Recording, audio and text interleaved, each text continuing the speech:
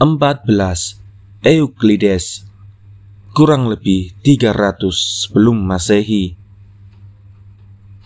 Hanya sedikit orang dalam daftar ini yang layak mendapatkan ketenaran abadi, seperti halnya ahli geometri Yunani, Euklides.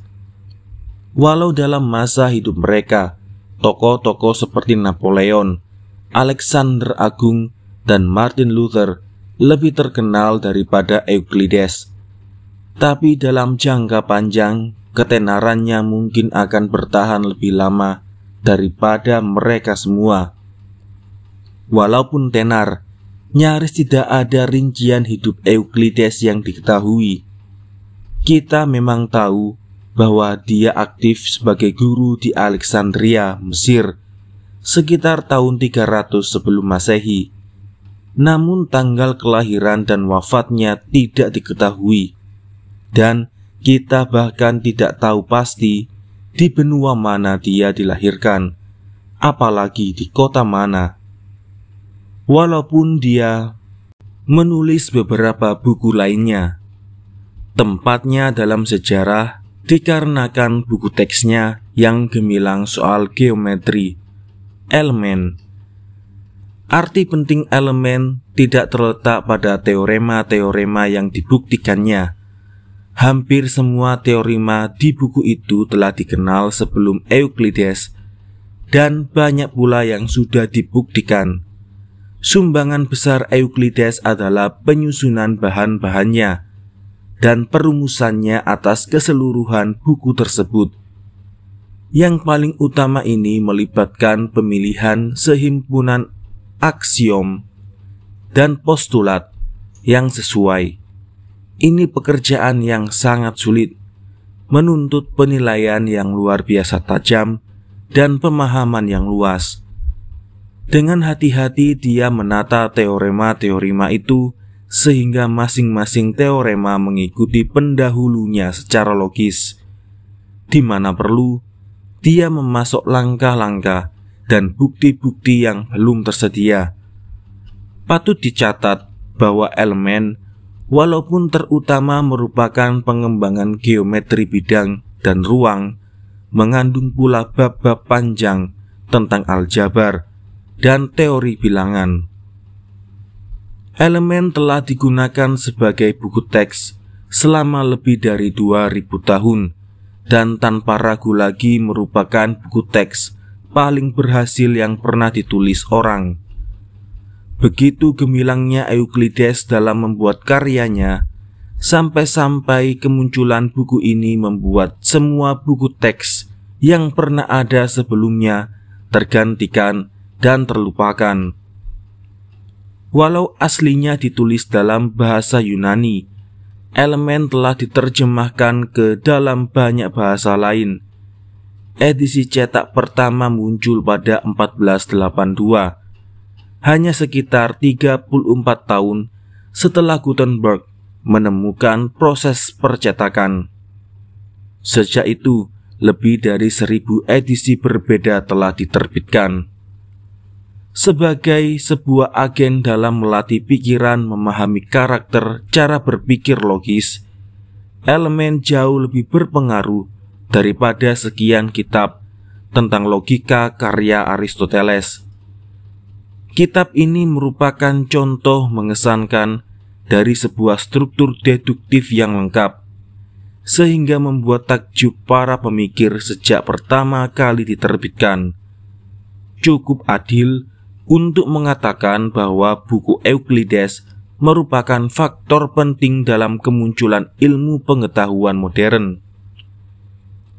Ilmu pengetahuan merupakan lebih dari sekedar koleksi pengamatan-pengamatan yang akurat dan generalisasi-generalisasi yang perspektif.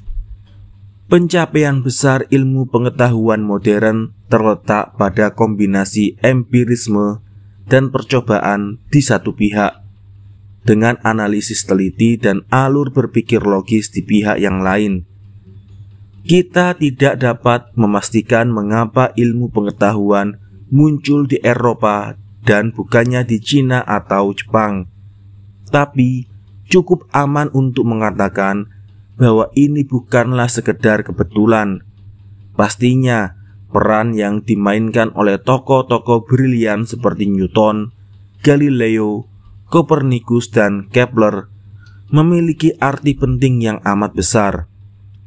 Namun mungkin ada alasan-alasan tersembunyi mengapa orang-orang semacam ini tumbuh subur di Eropa dan bukannya di dunia timur. Mungkin faktor sejarah paling jelas yang mendorong Eropa Barat ke arah ilmu pengetahuan adalah rasionalisme Yunani. Seiring dengan pengetahuan matematika yang diwariskan orang-orang Yunani ini, bagi orang-orang Eropa, ide bahwa ada beberapa prinsip fisika yang dapat digunakan untuk mendeduksi semua hal lainnya dianggap cukup alami, karena mereka memiliki contoh yang disediakan Euklides. Secara umum, orang Eropa tak menganggap geometri Euklides sebagai sebuah sistem abstraksi. Mereka percaya bahwa postulat Euklides dan karenanya juga teoremanya benar-benar berlaku di dunia nyata. Semua orang yang disebutkan di atas bergumul dengan tradisi Euklidean. Bahkan masing-masing dari mereka telah mempelajari elemen dengan teliti, dan itulah dasar pengetahuan matematika mereka. Pengaruh Euklides terhadap Isaac Newton amat jelas karena Newton menulis buku briliannya Principia dalam bentuk geometrik mirip dengan yang ada dalam elemen. Sejak itu, ilmuwan-ilmuwan barat lainnya meniru Euklides dengan menunjukkan betapa kesimpulan mereka dapat diturunkan secara logis dari sejumlah kecil asumsi awal. Itu yang dilakukan ahli-ahli matematika seperti Bertrand Russell dan Alfred North Whitehead dan para filsuf seperti Spinoza. Perbedaannya dengan Cina sangat mencolok. Selama berabad-abad, teknologi Cina jauh lebih maju daripada Eropa, tapi tidak pernah ada ahli matematika Cina yang bisa disejajarkan dengan Euklides. Konsekuensinya, Cina tidak pernah menggenggam struktur teori matematika seperti yang ada di Barat. Orang Cina memiliki banyak pengetahuan tentang geometri praktis, namun pengetahuan geometri mereka tidak pernah dirumuskan ulang dalam sebuah skema deduktif.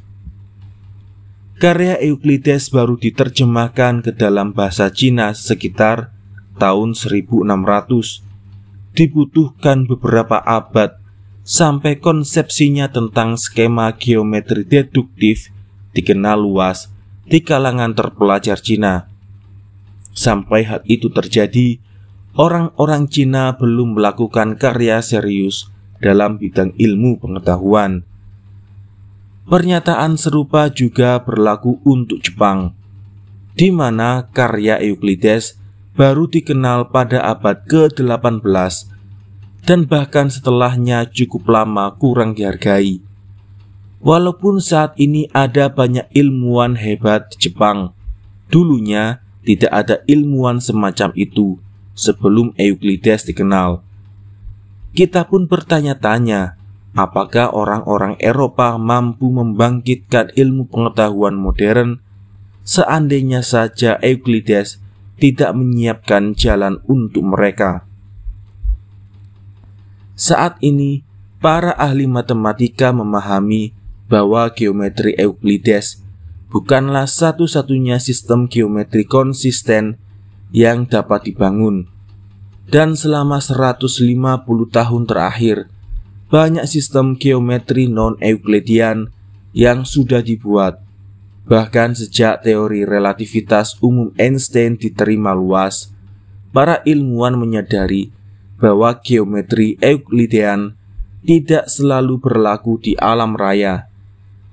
Di ruang sekitar lubang hitam dan bintang neutron misalnya, di mana medan gravitasi sangat intens. Geometri Euklides tidak sanggup memberikan gambar alam raya secara akurat, tapi kasus-kasus ini berlaku khusus. Dalam sebagian besar kasus, geometri Euklides memberikan pendekatan realitas yang sangat jitu. Perkembangan-perkembangan terbaru dari pengetahuan manusia ini, dalam kasus apapun, tidak membuat kita kurang menghargai pencapaian intelektual Euklides, atau tidak mengurangi arti pentingnya secara historis dalam perkembangan matematika dan dalam pendirian kerangka berpikir logis yang diperlukan bagi pertumbuhan ilmu pengetahuan modern.